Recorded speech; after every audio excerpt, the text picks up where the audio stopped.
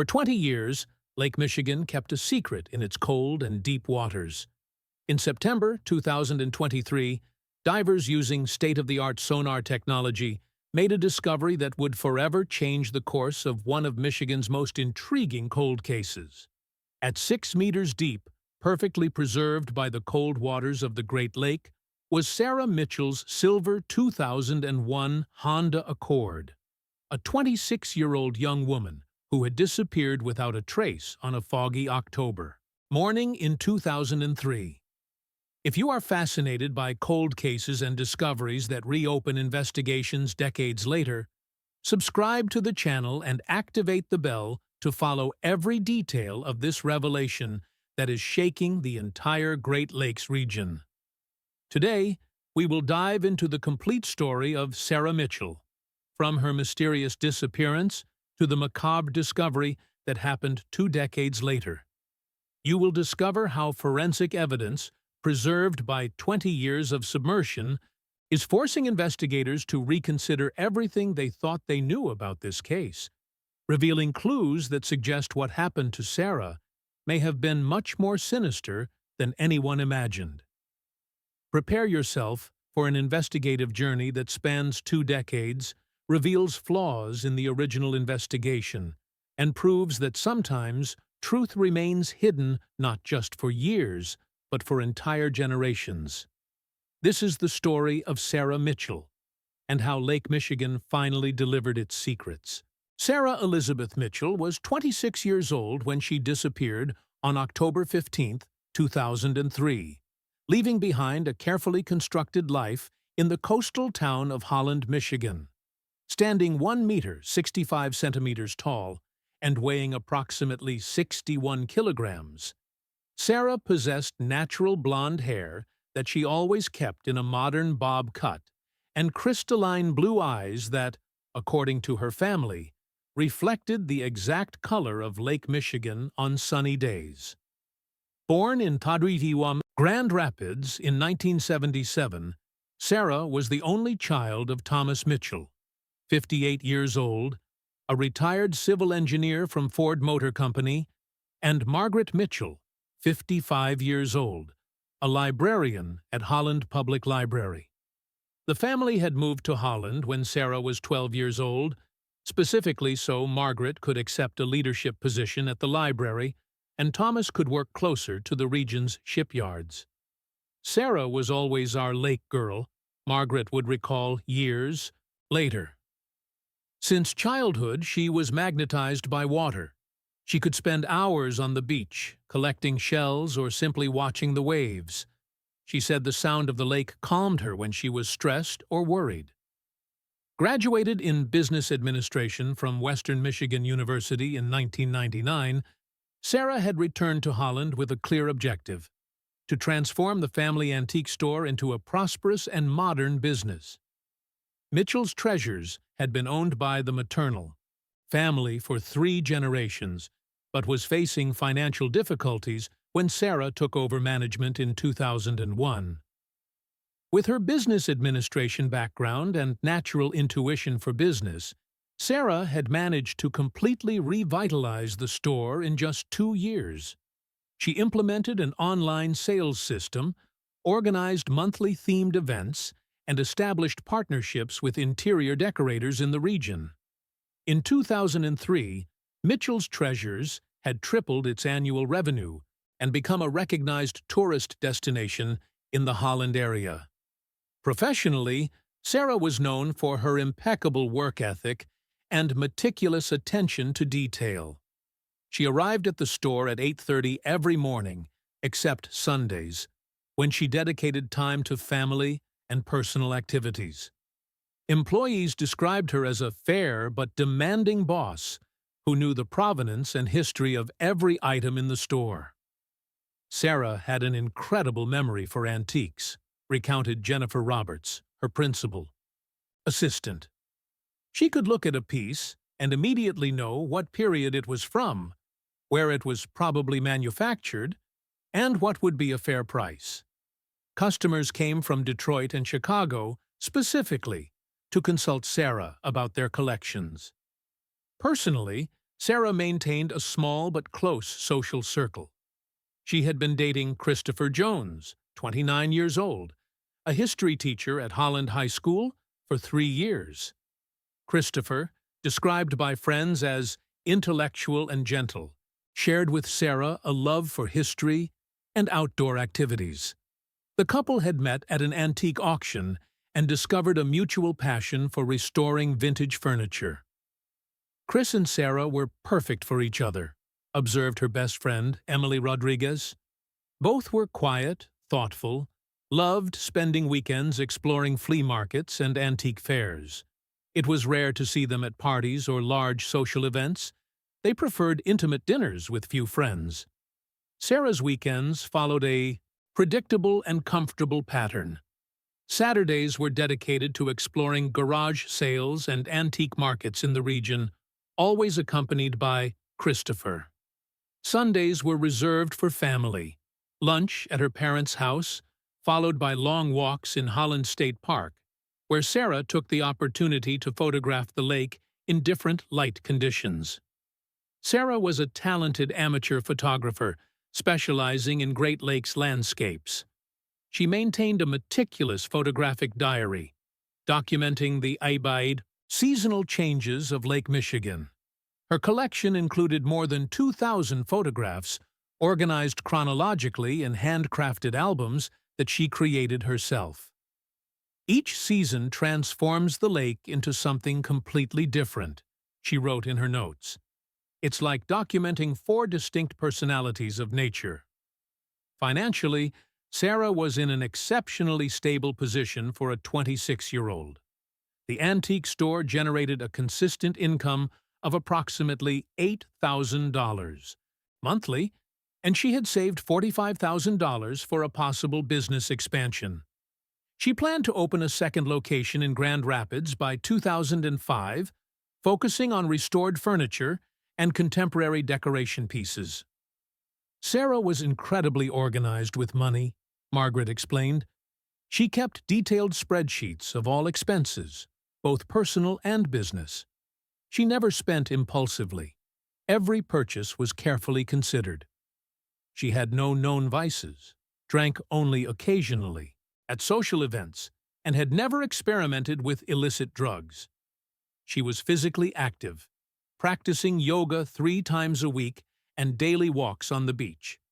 She had no known enemies, had never received threats, and according to all accounts, lived a quiet and predictable life. Her daily routine in October 2003 was meticulously structured. She woke up at 6:45, practiced 30 minutes of yoga at home, had breakfast while reading business-related emails, and arrived at the store at 8:30. She always had lunch at 12:30 at home with her parents, returned to the store at 1:30, and closed at 5:30. On Thursdays, she met Christopher for dinner, and on Fridays, the 3, Sarah, Christopher, and Emily, had a tradition of watching classic films at Sarah's house. It was a simple life, but Sarah seemed genuinely happy, Christopher would recall. She had found her purpose, preserving history through antiques, being close to family, and planning our future together. There was no drama in her life, no complicated or dangerous situation. What no one in Holland knew, while Sarah followed her comforting routine that October morning in 2003, was that in a few hours she would disappear completely, leaving behind only her Honda Accord and a series of questions that would remain unanswered for exactly 20 years, until Lake Michigan itself, which Sarah loved so much to photograph, finally revealed where she had been all along. Wednesday, October 15, 2003, dawned with a dense and unusual fog over Holland, Michigan. The temperature marked 11 degrees Celsius at 6:45 in the morning, with 89% relative humidity, creating a thick layer of mist that reduced visibility to less than 50 meters in some areas near Lake Michigan. It was the type of morning that local residents called ghost morning, when fog transformed the familiar landscape into something ethereal, and almost unreal. Sarah Mitchell woke up punctually at 6:45, as she had every morning for more than 2 years. Margaret Mitchell, who always woke up early to prepare coffee before work at the library, clearly remembers hearing her daughter's familiar footsteps upstairs. She came down at 7:05, as always, Margaret would later report to investigators. She commented about the fog, said it created a perfect atmosphere for photographs. She even took her camera, planning to take some photos on the way to the store. During breakfast, Sarah seemed to be in excellent mood. She talked animatedly about a new collection of Art Deco pieces she had acquired the previous week and planned to display in the store's main window. She was particularly enthusiastic about a 1925 table clock, Thomas Mitchell would recall. She said it would be the centerpiece of the new exhibition. Sarah always got like that when she found something really special. At 8:15, Sarah kissed her parents, took her brown leather purse, the same one she had carried for 3 years, and left home driving her silver Honda Accord. The distance to Mitchell's Treasures was only 12 minutes by car under normal conditions, but the dense fog made driving slower and more careful. Mrs. Dorothy Henshaw, a 73-year-old neighbor who lived in the house next to the antique store, saw Sarah arriving at 8:32. She stopped right in front of the store, as she always did, Mrs. Henshaw would tell the police. The fog was so dense I could barely see her getting out of the car, but I recognized the sound of the engine. That Honda had a characteristic noise. She waved to me before entering the store. The morning at Mitchell's Treasures proceeded normally. Jennifer Roberts, the principal assistant, arrived at 9 and found Sarah already organizing the new Art Deco exhibition. She was radiant, Jennifer would recall. She had arranged the pieces in a way that created a perfect visual narrative. Sarah had this natural talent for curation. She transformed antiques into stories. Between 9:30 and 11:45, Sarah served 7 different customers. All subsequently confirmed that she seemed completely normal, professional, knowledgeable, and genuinely enthusiastic about the pieces she was showing. Mrs. Eleanor Patterson, a regular 68-year-old customer, was the last person to interact with Sarah at the store. She showed me a 1920 English porcelain tea set, Mrs. Patterson reported. Sarah knew the entire history, who had manufactured it, where, even which family had been the original owner. It was fascinating to hear her speak. When I left, at 11:42, she said, "Have a wonderful day, Mrs. Patterson. See you next week." Those were the last words I heard Sarah Mitchell say. At 12 o'clock, Sarah followed her invariable routine. She closed the store for lunch and drove to her parents' house. The distance was short, only 8 minutes, but due to the persistent fog, which had intensified during the morning, the trip took approximately 15 minutes. Margaret was waiting with turkey sandwiches and homemade tomato soup when Sarah arrived at 12:17. She seemed tired, Margaret would observe later. She said the fog was giving her a slight headache, but nothing serious. We talked about plans for the weekend. Christopher would come for dinner on Saturday, and they planned to visit an antique fair in Grand Rapids on Sunday. During lunch, Sarah mentioned that she had received an interesting call during the morning.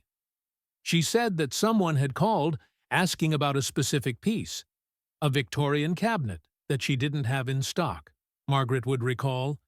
Sarah was intrigued because the person seemed to know very specific details about the cabinet, including small imperfections that only someone who had seen it personally would know. At 1:25, Sarah kissed her mother and returned to the store. Margaret watched her enter the Honda Accord through the kitchen window. The fog was so dense that I lost sight of her before she even reached the end of the street, Margaret would recount. If I had known it was the last time I would see my daughter. Jennifer Roberts was waiting when Sarah should have arrived at 1:35. When 1:45 passed without Sarah appearing, Jennifer called her cell phone. The call went straight to voicemail.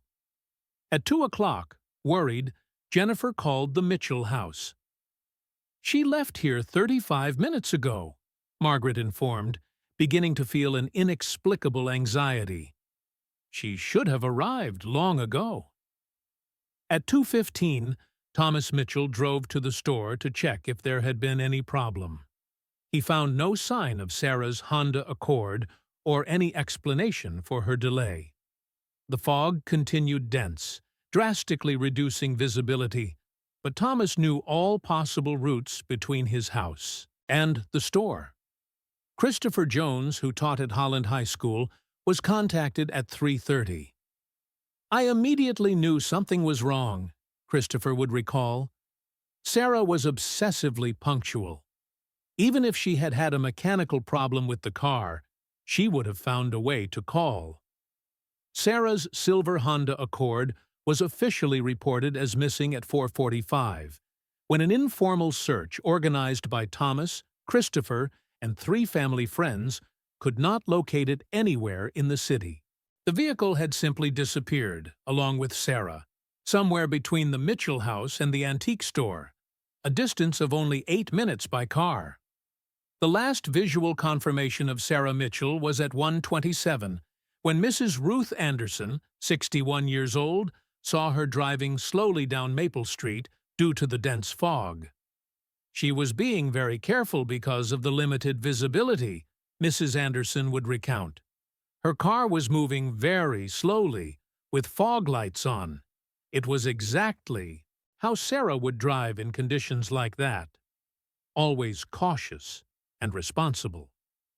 And then Sarah Elizabeth Mitchell simply disappeared into the fog, beginning a mystery that would remain unsolved for exactly 20 years.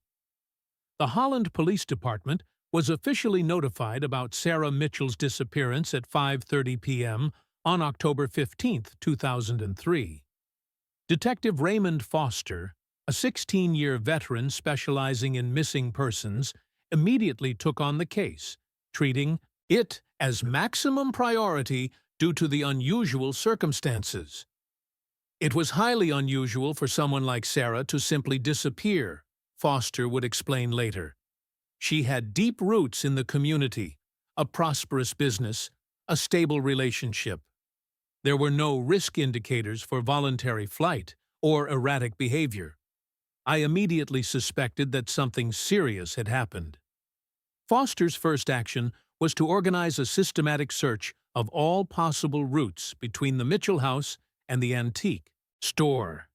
At 6:45, with the fog finally beginning to dissipate, 12 police officers and 23 civilian volunteers began a meticulous sweep of the area.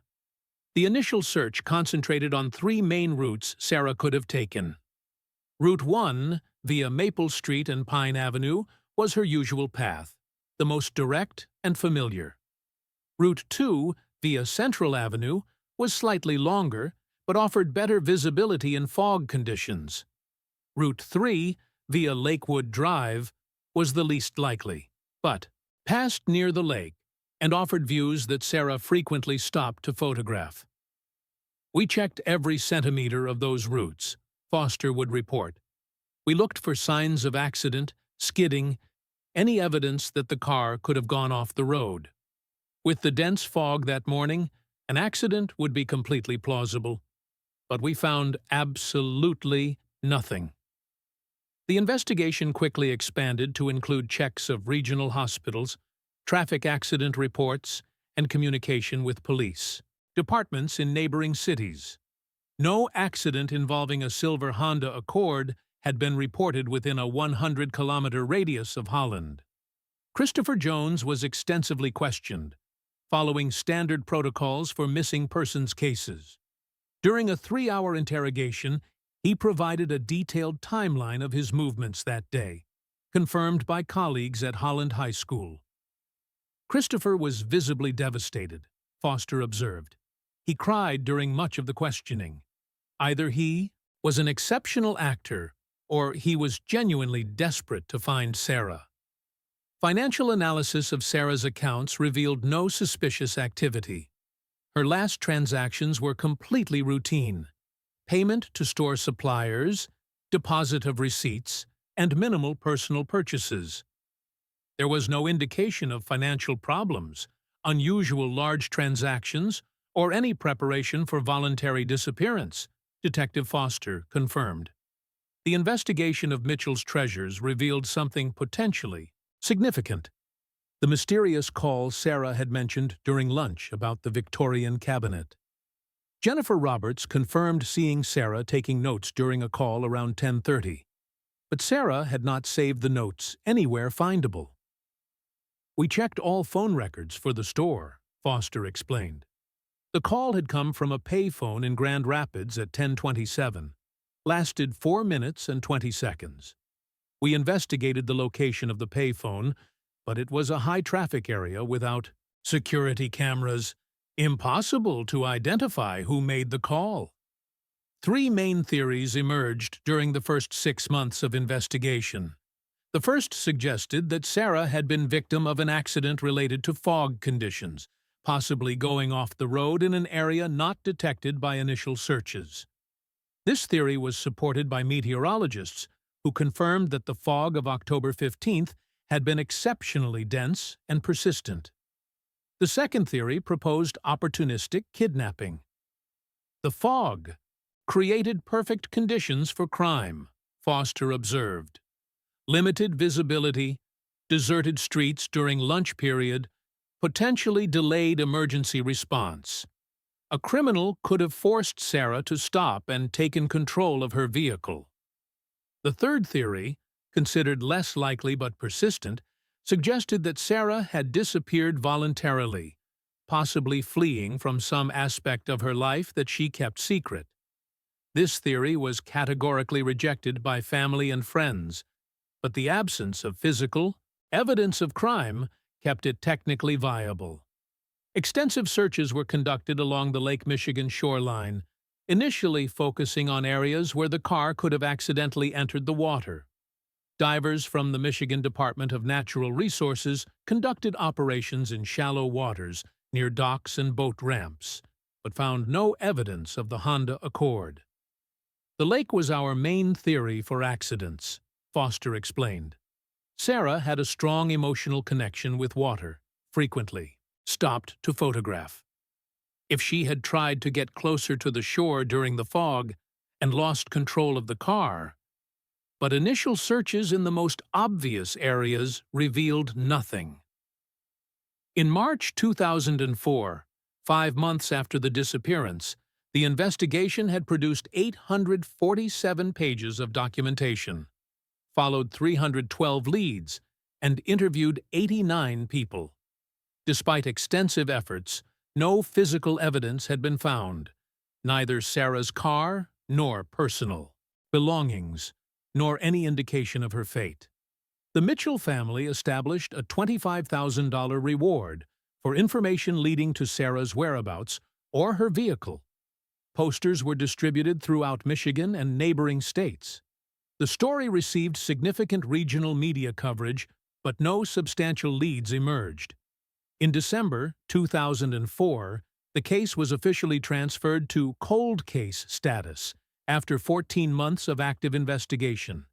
Detective Foster, who would retire 2 years later, handed over a comprehensive file to his successor, Detective Maria Santos, with a disturbing observation. "This case haunts me. Sarah Mitchell was not the type of person who simply disappears.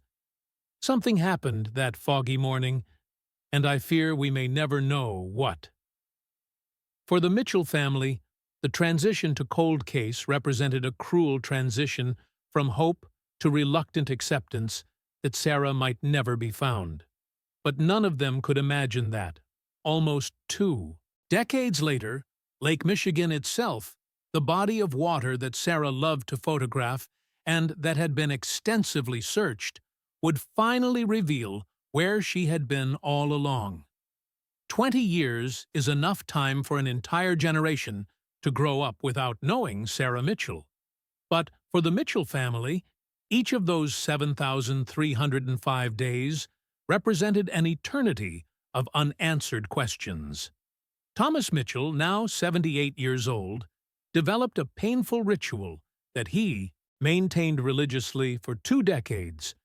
Every morning at 8:15, exactly the time Sarah used to leave for work, he positioned himself at the living room window and watched the street, as if his daughter might simply appear driving her silver Honda Accord.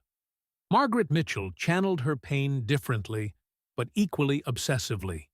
She kept Sarah's room exactly as it was in October 2003. Clothes in the closet, beauty products on the dresser, even the coffee cup Sarah had used at that fatal breakfast, still washed and stored in its specific place in the kitchen. "I know it seems sick," Margaret would admit in interviews years later, "but as long as her things are here, part of her is still home." Christopher Jones never married. At 49 in 2023, he continued teaching history at Holland High School. But colleagues noticed a permanent melancholy that never completely left him. He kept a photograph of Sarah on his desk for 20 years, and every October 15th, anniversary of the disappearance, he missed work to spend the day alone on the beach where they used to walk together. "Chris never completely got over it," observed Emily Rodriguez, who became the emotional bridge between Christopher and the Mitchell family over the years. "He tried dating a few times, but always compared the women to Sarah. How do you compete with a perfect memory? How do you love someone when part of your heart is buried with a ghost?" The Holland community gradually incorporated Sarah Mitchell's mystery into its local folklore. Generations of Holland High School students grew up hearing the story of the woman who disappeared in the fog. Mitchell's Treasure Store was sold in 2006, but the new owner maintained a small commemorative plaque in memory of Sarah Mitchell, who brought history to life. During the first 10 years, 2003 to 2013, the official investigation remained technically active, but with drastically reduced resources. Detective Maria Santos, Raymond Foster's successor, reviewed the case annually, but without new evidence or leads, there was little she could do besides keeping files updated and responding to occasional sightings that invariably proved false. Cold cases are frustrating because you know there's a family suffering, but your hands are tied by lack of evidence, Santos would explain.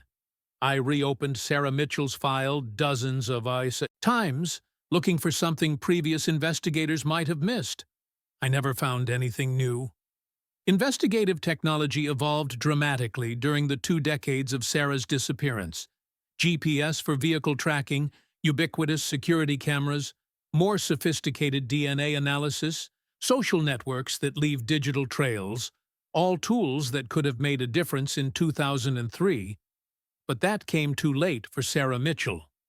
In 2015, the Holland Police Department implemented a systematic review program for cold cases using modern technology.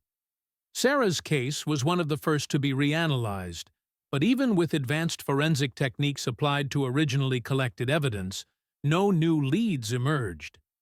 Detective Kevin Walsh, a cold case specialist transferred from Grand Rapids Police Department in 2018, brought a completely new perspective to the case.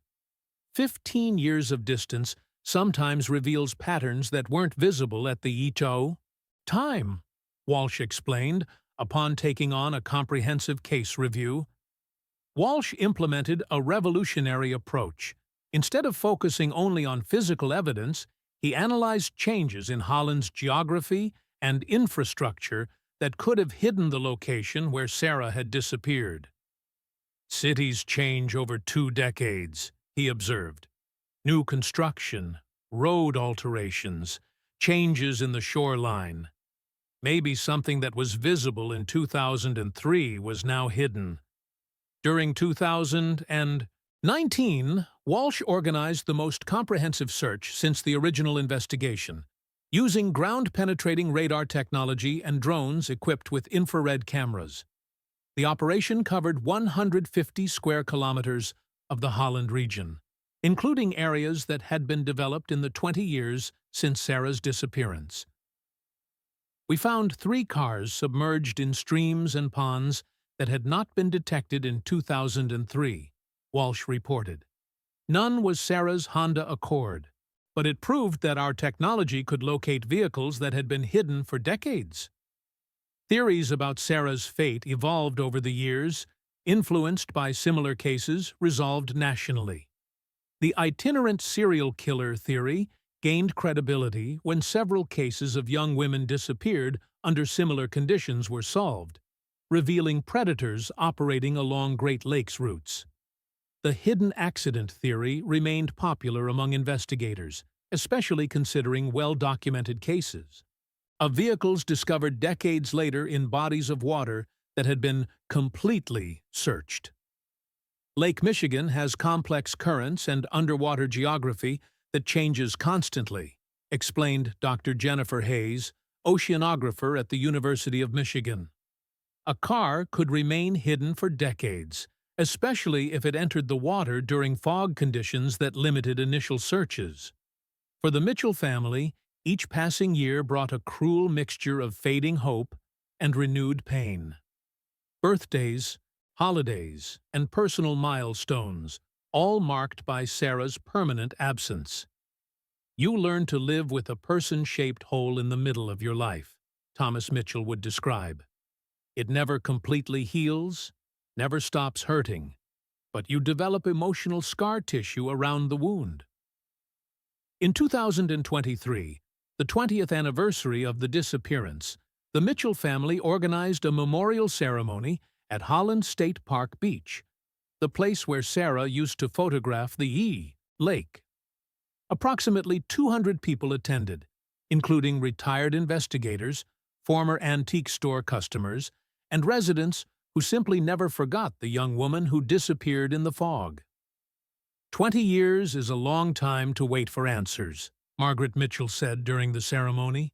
But as long as we're alive, we'll never stop looking for our daughter.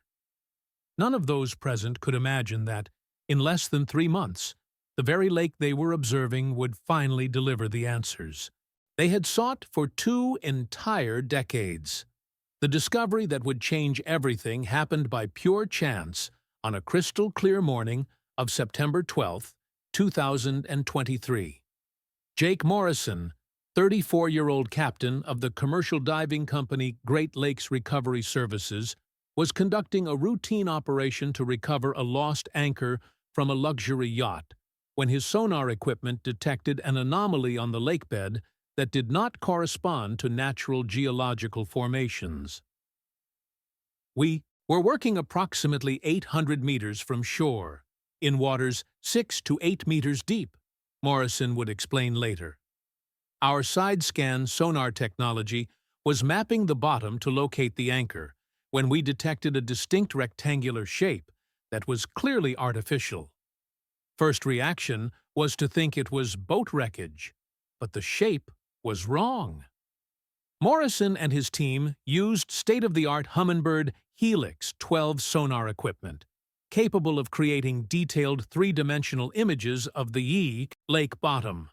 Initial readings showed an object approximately 4.5 meters long by 1 meter 80 centimeters wide, partially buried in sediment and debris accumulated over decades. When we descended for visual investigation, we immediately recognized it was an automobile, Morrison recalled. It was in an almost vertical position, with the front buried more deeply in sediment than the rear. The cold water of Lake Michigan had preserved the structure incredibly. You could still distinguish model and color. The initial dive, conducted at 10:47, revealed that the vehicle was a silver Honda Accord in extraordinarily good condition for something submerged for 2 decades. The low temperature of lake water, which varies between 4 to 15 degrees Celsius during most of the year, had created almost ideal preservation conditions, inhibiting corrosion and organic decomposition. Morrison immediately suspended the anchor recovery operation and contacted the Holland Police Department. "I knew it could be significant," he explained. "Cars don't accidentally appear on lake bottoms, especially not in relatively deep waters, and at this distance from shore." Detective Kevin Walsh arrived at the location at 12:15, accompanied by a team of forensic technicians and specialized divers from the Michigan Department of Natural Resources. The documentation and recovery operation would be one of the most complex ever conducted on Lake Michigan, requiring coordination between multiple agencies and specialized equipment. First priority was to document everything in situ before moving the vehicle, Walsh explained.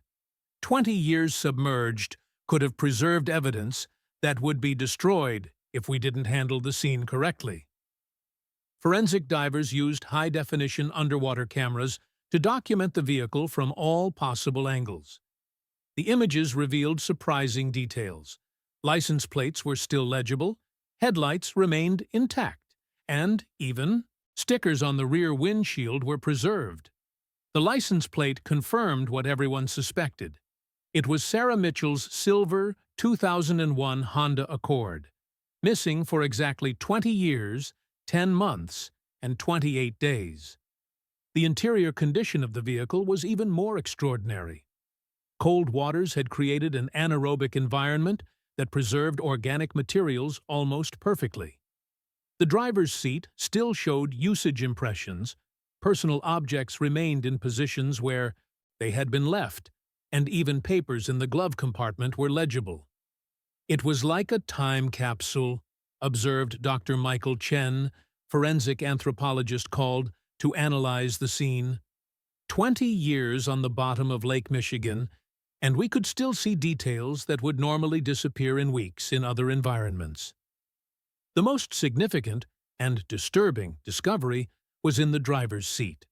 Preserved by the cold water were human bone remains that preliminary analysis confirmed were consistent with an adult woman of Sarah Mitchell's age and stature. The preservation was sufficient for definitive forensic analysis, Dr. Chen explained.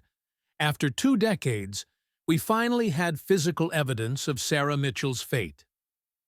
The recovery operation took 6 hours to complete, using a barge equipped with specialized crane to lift the vehicle without damaging evidence. Every movement was documented, every item photographed and catalogued before removal. Initial analysis of the vehicle's position revealed crucial information about how it had reached the lake bottom. The entry angle and final position suggested the car had entered the water with significant speed, explained Dr. Patricia Rodriguez, accident analysis specialist. It was not consistent with accidental entry or careful driving. Something had caused the vehicle to accelerate toward the lake. More intriguing was the discovery that the Honda Accord was located almost 1 kilometer north of any area that had been searched during the original 2003 investigation. Our initial searches focused on areas near the coast and public lake access points, Walsh observed. This location suggests something happened that took Sarah to a completely different area of the city. News of the discovery spread through Holland with impressive speed. By 6 p.m. the same day, hundreds of people gathered spontaneously at Holland State Park Beach, where the Mitchell family had held the memorial ceremony just 3 months earlier. Thomas and Margaret Mitchell arrived at the discovery site at 7:30 p.m., accompanied by Christopher Jones and Emily Rodriguez. Seeing the car emerging from the water after 20 years was simultaneously a relief and a new form of devastation, Margaret would describe. "We finally knew where Sarah was, but that only raised 1,000 new questions about how she got there." For Christopher Jones, the discovery brought a complex mixture of closure and renewed pain. I spent 20 years imagining she might be alive somewhere, maybe with amnesia or held against her will, he confessed. Knowing definitively that she was dead was devastating, but also liberating in a strange way. The discovery of Sarah Mitchell's Honda Accord not only answered the fundamental question about her whereabouts, but opened a new phase of investigation focused on determining exactly how and why she had reached that specific location in Lake Michigan. After 20 years of speculation, investigators finally had physical evidence to work with. But the answers they would discover would be even more complex than anyone had imagined. The forensic analysis of Sarah Mitchell's Honda Accord, conducted over 6 months at the Michigan State Laboratory, revealed a complex story that challenged many theories developed over 2 decades. Dr. Rebecca Walsh, leading specialist in vehicular accident analysis, determined that the vehicle had entered the water at an estimated speed between 55 to 65 kilometers per hour, well above safe speed for the fog conditions of October 15, 2003. The damage pattern and entry trajectory suggest the vehicle was not under normal control when it hit the water, Dr. Walsh explained. This is consistent with both accident due to fog and possible external interference, but the elevated speed is the most intriguing element. DNA analysis of bone remains definitively confirmed that Sarah Mitchell had died in the accident but revealed an unexpected discovery: evidence of significant cranial trauma that occurred before submersion. The skull fractures are not consistent with impact from the accident, observed Dr. Michael Chen. Something happened to Sarah before the car entered the water. Detective Kevin Walsh developed 2 main theories based on physical evidence. The first suggests Sarah suffered a sudden medical episode, possibly a stroke or heart attack, while driving in dense fog, causing her to lose control and inadvertently accelerate toward the lake. The second theory, more disturbing, proposes that Sarah was victim of a violent crime, and her body and vehicle were deliberately discarded in the lake. The presence of pre-mortem cranial trauma is the deciding factor, Walsh explains.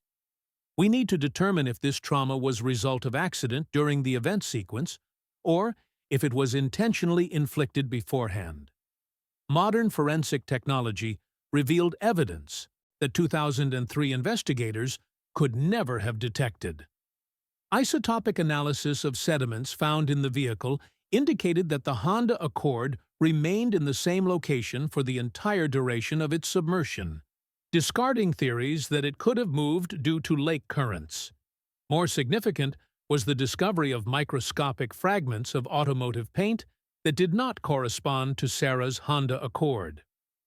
We found evidence of contact with another vehicle, revealed forensic technician Dr. James Martinez. This suggests possible collision or intentional contact before water entry. The reopened investigation remains active, with Walsh leading a dedicated team that uses 2024 technology to analyze evidence collected 2 decades ago. Cold cases like this demonstrate that truth has no expiration date, Walsh observes. Each technological advance gives us new tools to find answers. For the Mitchell family, the discovery brought long-sought closure, but also a new form of pain. Knowing Sarah was in the lake all along, while we searched for her for 20 years, is devastating, Margaret Mitchell confesses. But we can finally bring her home. Thomas Mitchell, now 78 years old, was finally able to end his morning ritual of watching the street waiting for Sarah to return. I don't know if we'll ever know exactly what happened that morning, he reflects. But Sarah is no longer lost. That has to be enough. The Sarah Mitchell case remains technically unresolved while investigators continue analyzing evidence, but after 20 years of unanswered questions, Lake Michigan finally delivered its lost daughter back home.